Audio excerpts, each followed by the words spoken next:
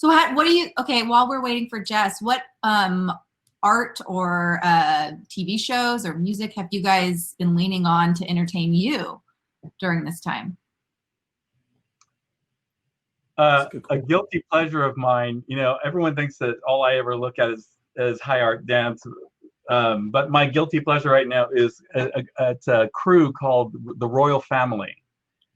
The woman's name is Portia, who choreographs for them. They're nasty and they're good, and they're from New Zealand or Australia. But she has a big crew of dancers, and it's super hot choreography, really good. She's really nasty, but I just love them. And I've been wanting to do something with commercial dance, so I watch them all the time.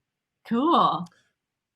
I have been, so when Hamilton first came out, I was on it all before everybody. But my kids are now old enough to appreciate it. And so that's on repeat a lot. And so I guess there are worse things there are definitely worse things to listen to.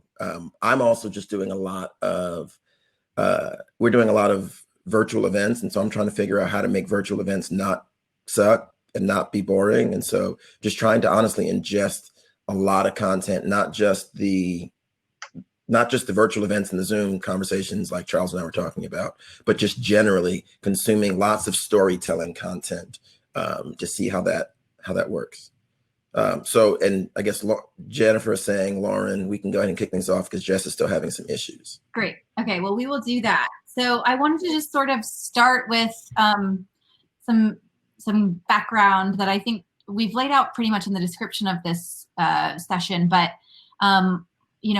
we've seen the Dallas nonprofit arts and culture scene really take a hit, just like every other arts and culture scene community around the country and really around the world. And I think the number as of today is over 67 million.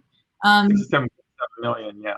In losses and furloughs, that includes staff furloughs, lost performances. We're looking at upwards of 600 people who've been laid off and out of work. And so, I mean, there's no way to deny the reality of how bad things are. And I know even last night, the Arts District and several other performing arts venues around Dallas joined a larger movement to light up red to sort of draw attention to the losses.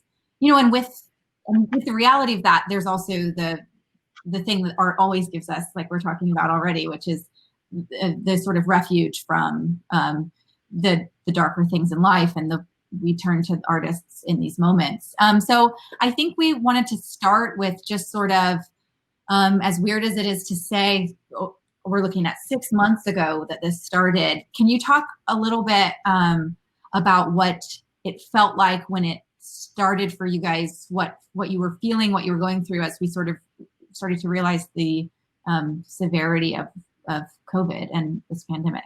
Charles, do you want to go first, or? Sure. We had just, this past year, we started these cultural trips where we took donors. We went to France for this thing, and I took a group to New York. And then we got back, and the very next day we got back was when they shut down everything in Texas. And it was surreal. It was so strange to be in New York and see things starting to really fall apart there. And then to come here, we had already canceled a couple of shows that could not travel because the borders had been closed. And so, in fact, everything that we had, 6 of the 11 productions canceled or postponed. And then Alvin Ailey was the biggest, was actually on the plane coming here when they had made the decision that it was going to have to cancel. And it was just surreal, so this is and then all of us having to work from home. It's just it's such a bizarre environment. It was very strange. It became, you really dropped into problem solving mode. And the weird thing about it is that we haven't popped out of it at all. Yeah. Normally you get into problem solving mode for crisis, you work through all the options and you get it done. And, all these months later, we're still in it. Yeah. Yeah. I'll echo that a lot. I think one thing that I am even thinking through as far as the loss to the nonprofit arts and cultural community, in taking out the nonprofit terminology, like just the arts and cultural community, because one of the things that I've really been thinking through is you look at neighborhoods like Deep Ellum, right? You look at neighborhoods. So I'm on the board of the Deep Ellum Foundation. You look at neighborhoods like Deep Ellum, which, yeah, it's full of its bars and it's full of its restaurants, but at its core are live music and galleries and dance performances. And those are losses that haven't fully been quantified, right? Those are conversations when you're talking to the live music venues, from the large ones to the small ones. Those are all venues that lost and are consistently losing revenue, and many of them are disappearing. So that's one of the things to really consider, is that $67.7 million loss, as it reflects the Dallas nonprofit arts and cultural community, does not take into account the nonprofit artistic community. And so for me at the time, when COVID first hit and the city started to shut down, at the time I was the creative director at the Bomb Factory, and we had just hired a brand new marketing team. Just hired a brand new marketing team. 3 folks that were really our focus in the latter part of 2020, Q2 to Q4 was really on extending the reach of the Bomb Factory, Canton Hall, and Trees outside of just Deep Ellum in Dallas. And so all of a sudden, to have that pulled away, the biggest thing that we were trying to figure out is, how do we put content out into the world that people give a shit about, right? How do we put content out into the world when the entirety of the content that was previously captured or promoted was happening from some stage? I jokingly say, our job was to get people drunk, help them listen to live music, and watch them breathe all over each other. And you can't do any of those things right now, right? And so really just trying to figure out, one of our biggest challenges on the Bomb Factory side was, how do we put content out there that people want to connect with, that keeps the venues relevant, even though the things that the venues had been relevant for previously were performances. And then on the Event Nerd side, we also make our money doing and do our work creating large scale, artistically inspired corporate and public facing events. And you can't do that. And so we really started to have to think, what does this look like? We can't say that there's nothing to be done. We just don't know what the thing to be done is. So we had to really start taking a look at, what are the new ways that we can engage folks in telling its story and bringing the arts to play, even though it's not in the way that we're normally accustomed to. Yeah. But, the other dilemma to that is, how do we do that without giving away our art form for free? One of the big dilemmas in my side of the business is the streaming of content. And so we're doing a lot of salon talks, but I'm not a fan of, like in my side of the business, streaming a full performance of a dance company or whomever, because you're giving it away. And I don't want to train a generation that you don't need to do the live experience anymore. You can experience it on your phone. And yet we're in a time where we have to find, the happy medium there. So we're looking for, I like process stories where we talk to an artist about the making of a work and what they're doing and whatnot. And we show a snippet of the work. If you want to see the whole work, come see it at the theater. But I've been, Alvin Ailey has been sort of really putting it out there. They're putting whole works out, and it's a problem. You start training people, you don't need to go to the theater, and they just lose the, a lot of people, especially newer, younger people who aren't as experienced in going to the theater, don't even know what they're missing because they haven't really had the live experience. And the last thing I want to say about this was that I wish we could get people to understand what the arts are in our culture, in a society. Can you imagine going through this pandemic without the TV and without the streaming that all of us are doing? Everyone thinks of the arts as just coming to the Bomb Factory or to one of our performance events, but it is TV, it is film, it is radio, it is writing, it is, everything that we use to fill our time is part of arts. And imagine what this pandemic would have been like without all of that. Yeah, I both echo, but I'm going to push back slightly on you, Charles, only because we're looking at the fact that we are, it's cliche, we're in a whole new world, pivot, all the things, right? But the reality is that right now, and for the foreseeable future, the way that people are going to engage with content, performance content, any type of content, is going to be through some sort of a screen, right? And we don't know how long that, for the foreseeable future, we don't know how long that foreseeable future is. And so one of the things that we've really been kind of thinking through is, and you kind of hit the nail on the head, is like this evolution of performance, this evolution of the arts. If you look at the evolution of theater, or the evolution of watched performances. You start with live theater or live dance performances, but let's take theater just so we can do a corollary all the way through. You take live theater, right? And people came, they sat in an amphitheater, they sat, looked at a stage and had the people perform. Great. The introduction of cinema, there were people who thought, well, you can't do that because it's not the same as live theater. You need to have the actors on stage to be able to connect with them. And while there is something to be said for the truth of losing some of that intimacy of seeing the actor or actress on the stage, that is true.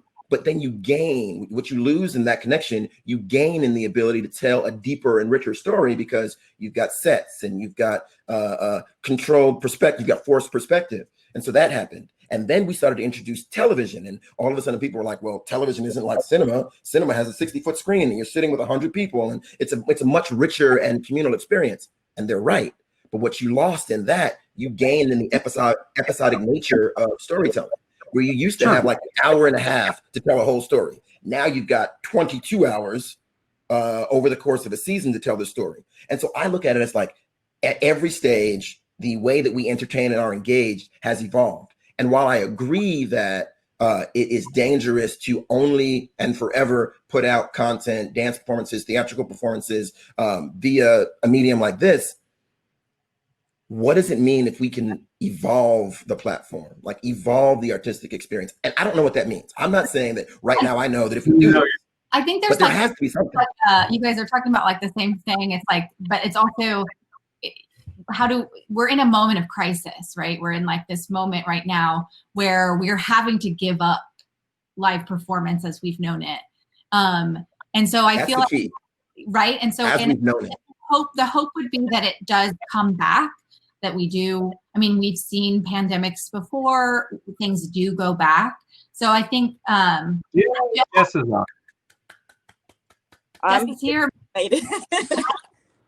Okay, great. Well, I'm going to just finish this. We're on this moment where we're talking about the way art has been sort of stalled because of the pandemic as we've known it. So I wanted to touch on a question I want to ask Charles, which is, you were in New York after 9/11 when people were, I imagine, scared to be in large gatherings of public, large public gatherings.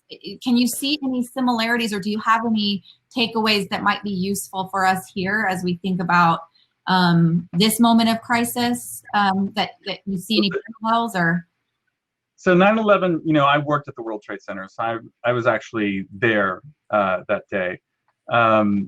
It was a very different experience to me. I've thought about this because I knew this question was going to come, and it's difficult to answer. I have never in my life, I've lived my life in the arts and in peacetime, but I've never experienced that level of fear in my life than I did that day. And it was a lasting effect, and it's taken a long time to talk about it. This is very different. This is, there was weirdness, for a long time about getting on in large crowds and all, but 9/11 was a shocker in a very different way for me. In today's world, it reminds me a lot when I watch the documentaries and people, especially the young kids that are watching, so they see something. And I tell them, you watch the buildings come down, you see all of us covered in ash and whatever. And I said, you have no idea what fear smells like when you watch it on TV or in a movie screen. You have I just had never experienced anything like that in my life. This is such a bizarre phenomenon, this invisible demon that's taken over our society and our world. And it's so hard for me to understand people that don't take it seriously. That this is a hoax or, it's a political thing. It's just, it's hard for me to even grasp it. But, like I've said, we have gone, as a society, we have gone through pandemics. We will get through this pandemic. Science will figure it out. We have to listen to science to answer these questions. And it's a shame that we're in such a political time, but yeah, we have to listen to science. So, the two experiences are very different from me. The level of fear at 9/11, and especially that day, is unmatched in my life. But this is like Twilight Zone's creepy. I've been coming to my office for a while now, and I'm used to coming here at nights and weekends. I'm a 7-day-a-week kind of person. but it's like this post-apocalyptic feel right now when I walk through all the offices and everyone's personal stuff is everywhere, but no one's here ever. It's like I Am And Legend. yeah.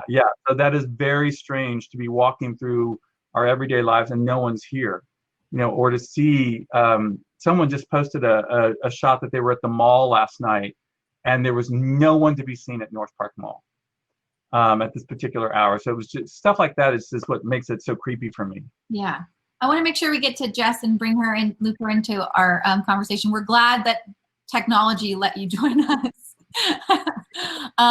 So Jess, we sort of started with the question, having you think through the sort of early days to now, what you were feeling at the beginning, what transitions you had to make along the way, and how that brings you to today, and how you're feeling about really arts and its role in our culture. It's a lot of questions. Yes, my immediate thought was getting instruments to my students. And I got my roster sheet, started, driving around mostly Oak Cliff and passing out guitars and having to meet me at Pan African Connection, which was one of the locations where I was teaching lessons. And most of those students, it was about 60 of those students have guitars.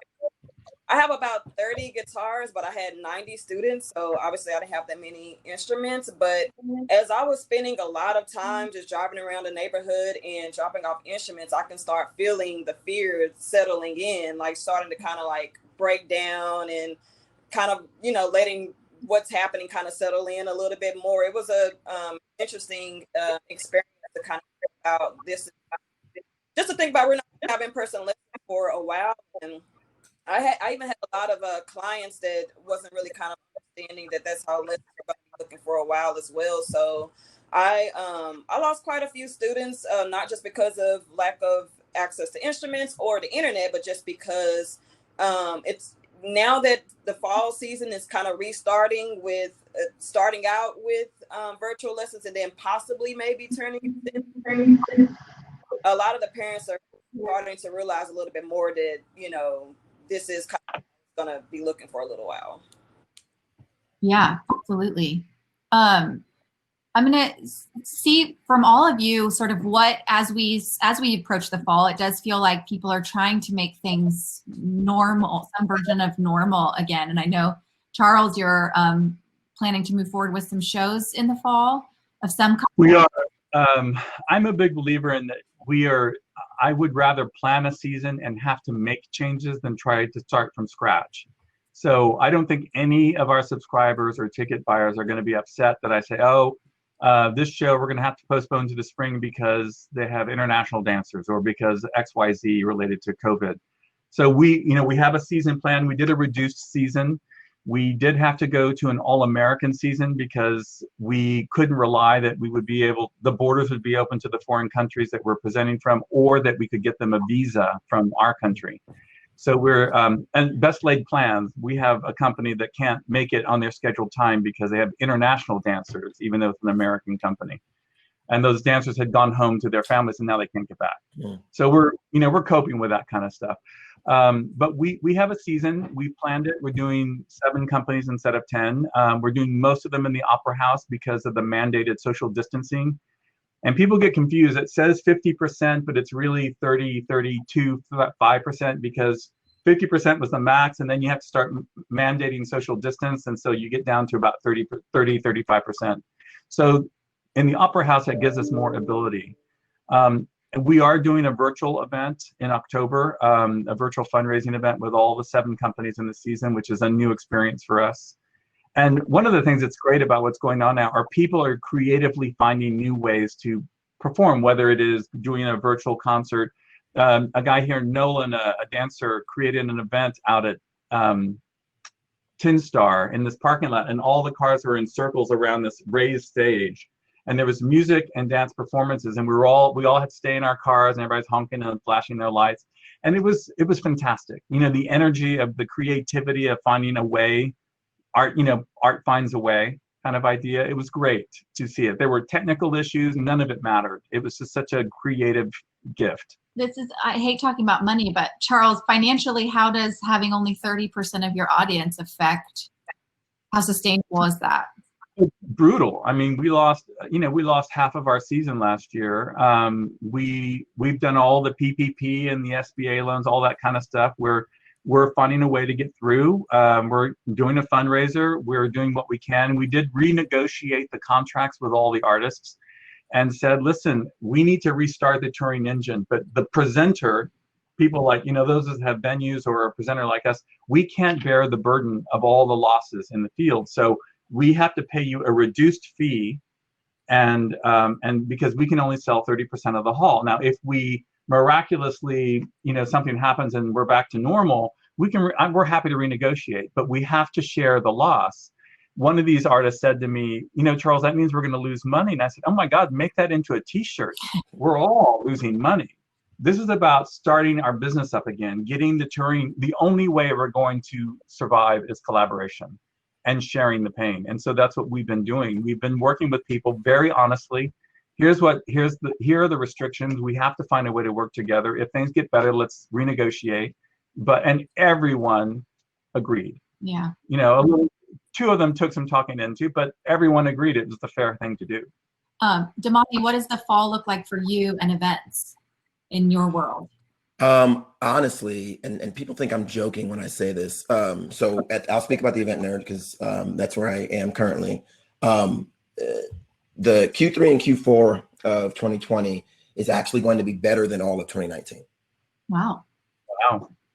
And here's why, because we have been thinking for a long time about what is the next evolution of engagement, what is the next evolution of experience. And so we were already starting when the pandemic first started, we were kind of playing around with what are different ways that we can engage people just because we were bored and had nothing else to do. And then along the way, we started to have clients reach out to us and say, hey, you do virtual events, don't you? Absolutely, we do. Well, I've got one. And the first one that we did, they were like, I've got a virtual conference that's coming up. Can you do it? Yes. When is it? It's in 9 days. Oh, okay. 9 days, 1,000 people, 40 speakers from 5 countries, all happen to be brought in virtually. And so the reason the latter part of this year is better than last year is because we're really trying to figure out what are the ways that we can create moments of engagement virtually. If what we have right now is virtual, then that's what we need to play with. I'm also the co-host of a podcast by the name of Casually Creative, and we interviewed Dr. Michael Sorrells, who's the president of Paul Quinn College, and he said that creativity is birthed. What did he say? Creativity is birthed when you are denied something, when you are told that you can't have it because of access or because of just the reality of the world that we're living in. Creativity is what happens on the other side of that. And so we started to think through what is on the other side of the fact that we can't get together. People still want to connect. People still want to have moments. So what do we do with that? I look at performances and think normally we are looking at a 60 by 40 stage or 40, whatever the size of your stage is. That is where you put your performers. That is where you put your speakers. That is where you put your dancers. That's where you put them. And then the audience stands out here, which means that you are limited to this 60 by 40, this 240 square foot space. But what happens if you're not?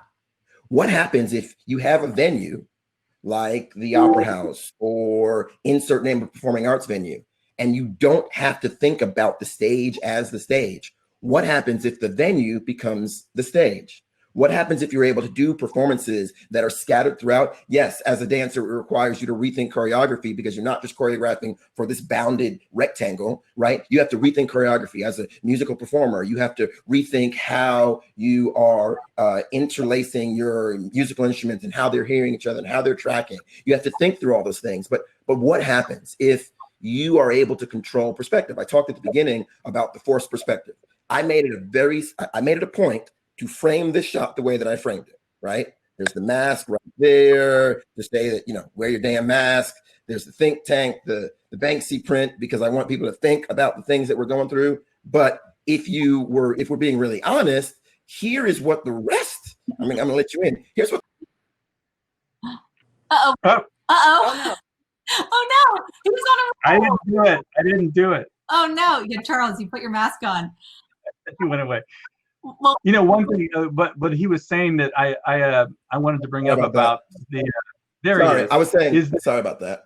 No, go ahead. No, I was saying you saw that perspective that I set up, but we just moved into a new house, so here's the rest of my office, right? because we just moved in, and so you start thinking that through, right? You start thinking that through, and then you start, if I can control this perspective that you're seeing right here, what could we do with performance? If I am telling your eye where to go, could I make the performance that more engaging because I am telling you where to look, and I can create whatever world I want, whatever space I want, including the entirety of a venue. And I think that is where we're starting to see the power for the fall of this year, is helping people create the moments with whatever resources and the entirety of the venue that they have at their disposal. The challenge we have is publishing rights. Sure. To stream any performance.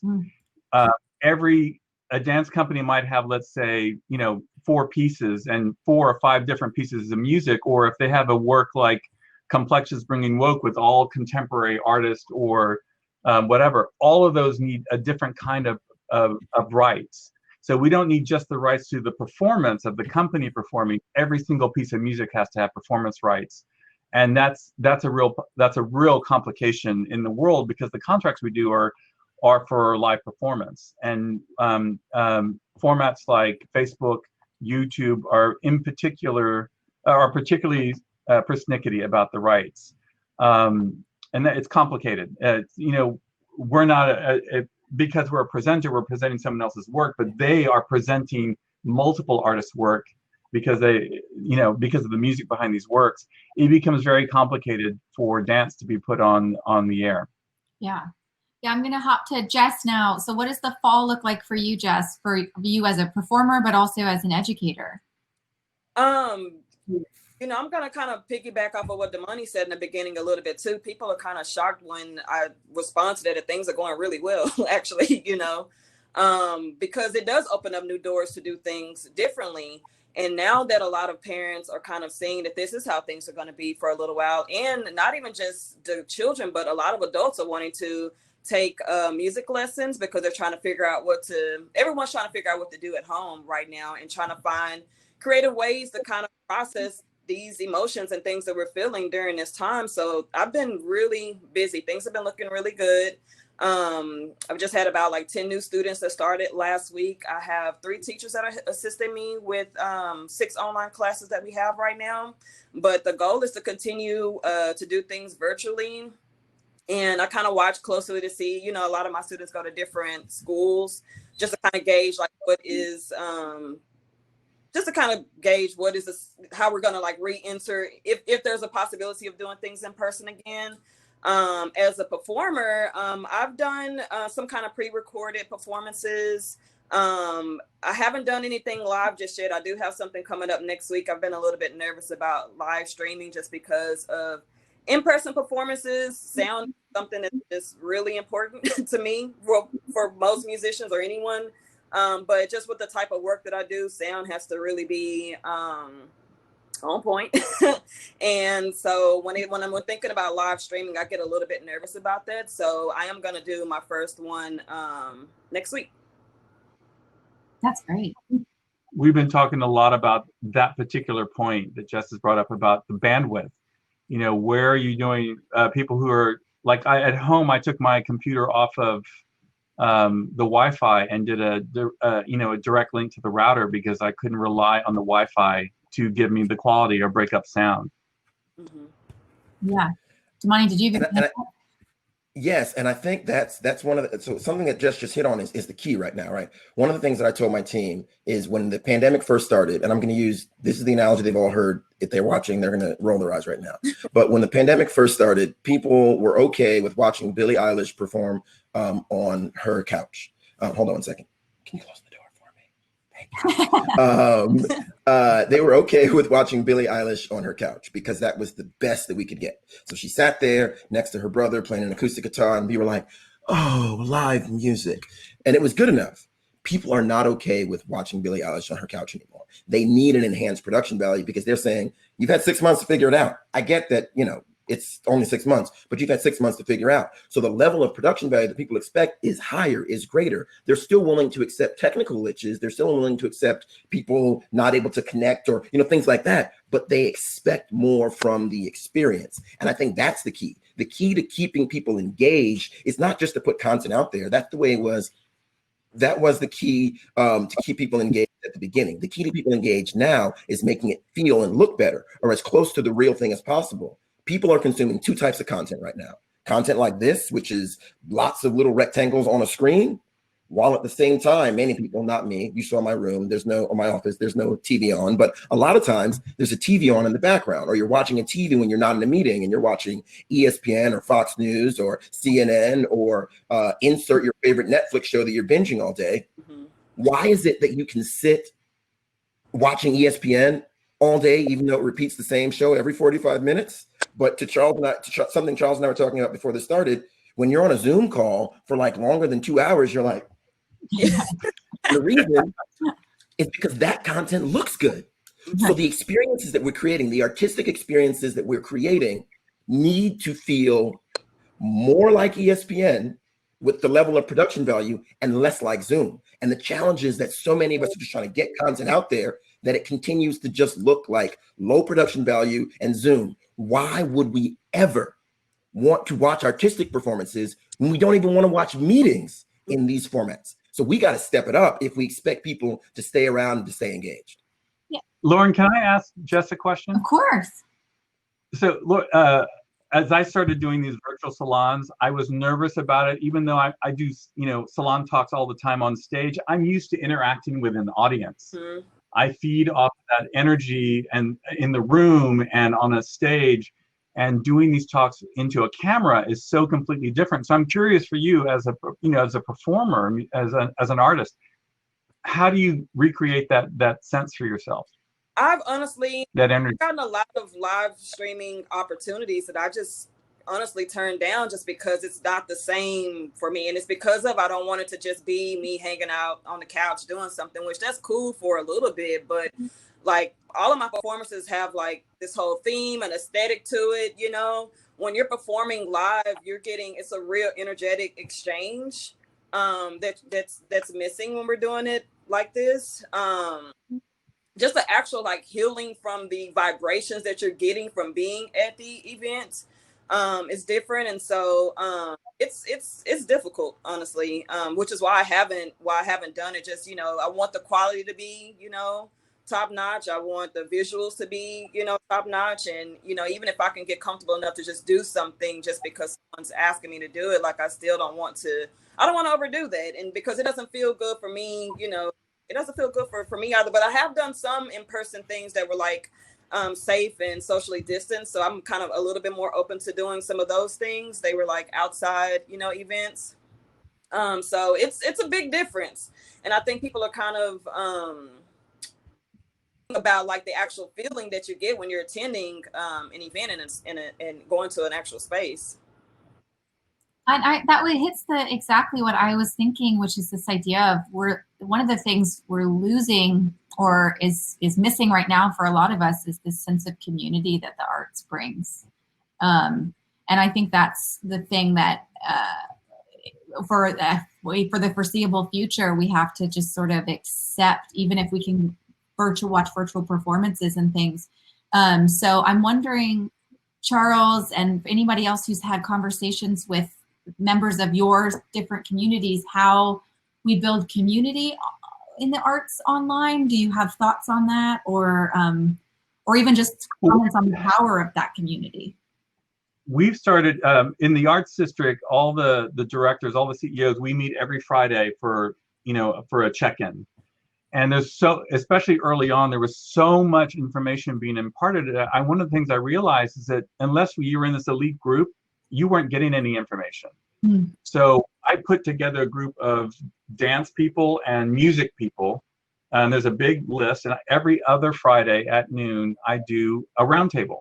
And I share what information I can share, especially early on when we were really finding out information about, sanitation. And we did a wellness addendum that we attached to our contracts, and we shared that with everybody. Now it's actually gone everywhere.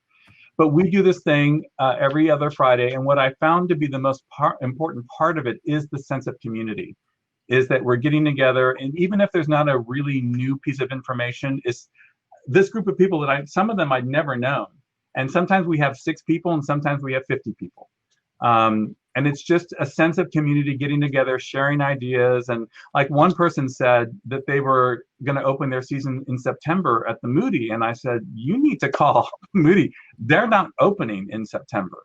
And no one had spoken to them yet, you know. And it was just, I think the best thing that comes from the roundtable that is every other Friday, and there's one this Friday, is just a sense of community. Everyone getting together, knowing that they're not in this alone. And, you know, here's what we can just offer information and just a shoulder to cry on kind of thing, or great ideas that come from it. For instance, I don't have it here, I gave it away, but there's a silicone mask that you see on Facebook and ads that goes underneath a cloth mask to create a breathing space. It was a game changer, one of the studio owners said, in trying to teach dance, and you're physically active and the fabric is in your nostrils. Well, this thing creates a space. And so everyone went out to buy them because it made doing the work of teaching with a mask bearable. Mm. So little things like that are game changers for some of these people that are having to work in this environment every day. Yeah, Damani, I know you started a podcast throughout all of this, which I imagine is helping you stay connected to people. What other ways are you finding community? Just watching what people are doing. Like one of the things that I did before when I was at Bomb Factory,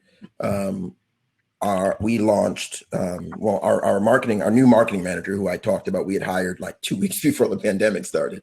She had this great idea, and she was like, well, what if we put together these kind of coloring books, right? So these coloring books represent all the different murals throughout Deep Ellum with the hashtag, color Deep Ellum on the back. And so being able to kind of connect, and this is my son's, and so this is what he was walking in to hand to me, that he had just finished his murals. And so that's a really great way, because it's an opportunity for people to both create and to share what it is that they're creating. I think it's been a matter of just engaging in dialogue, right? Engaging in conversation. Yes, I can't sit down with Jess and have lunch. I can't come to a show that Charles and the team are producing. That's true. But what about connecting is what mattered, right? What are the things about connecting with each other that matters? Let's figure those things out, distill it down, and then how do we apply that? And I don't know right now. I mean, we're 6 months into it, but we're also only 6 months into it. And so I'm staying connected by trying to find fun projects that represent, celebrate, and highlight the things about this city that I now call home. I'm from New York as well, and I went to high school directly across the street from the World Trade Center. So I had very similar experiences to Charles's, but like, how do we create community? What is it about community that we love? It's talking to people. It's having shared experiences. I tell people, you don't go to concerts for the music. Argue with me, at me if you want. If you were going to a concert, absolutely. If you wanted the music, you would download the MP3. Like if I wanted to hear and I mean this no disrespect to Jess, if I wanted to hear the perfect rendition of Jess's new single, see, I just name dropped, Jess's got a new single. If I wanted to do the perfect rendition of Jess's new single, I would listen to the MP3 that Jess released of her new single. Because when she plays it live, there's a variance. Her finger might slip on the harp. There are things that happen that you can't retrack. And so since that is true, and I'm not going to the experience for the music, why am I going? I'm going for the conversation. I'm going for the connection. I'm going for the opportunity to see people, chat with people, and recognize that we, if nothing else, share one thing in common. So how do we do that virtually? I don't know, but I do know that it has to be possible, because if it's not possible, we're just going to be bored for the next several months, and we're just going to have to be like, well, shit. So we got to figure it out, but it is possible. It just takes smart people like those that are in this room to think about it and figure out how we provide access to that community when the internet might also be an issue for those that would normally be served by the artistic community. Jess, feel free to speak to that question as well, but I want to also touch on your new single. And what it's been like to release that during this time. What does marketing that look like? How's it going? Things are going good. I would say that the community support has been amazing. I don't know how I got on Charles's list, but I was getting, I get the invites to the round table.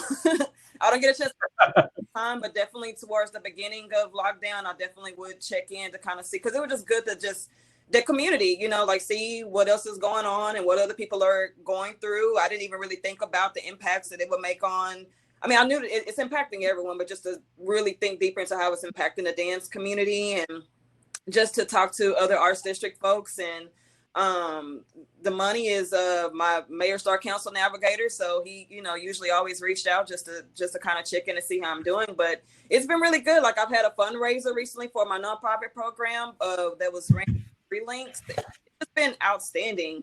But just kind of getting to my single a little bit, I did not record it during this time. I recorded it prior to the pandemic, but I did have it mixed and mastered.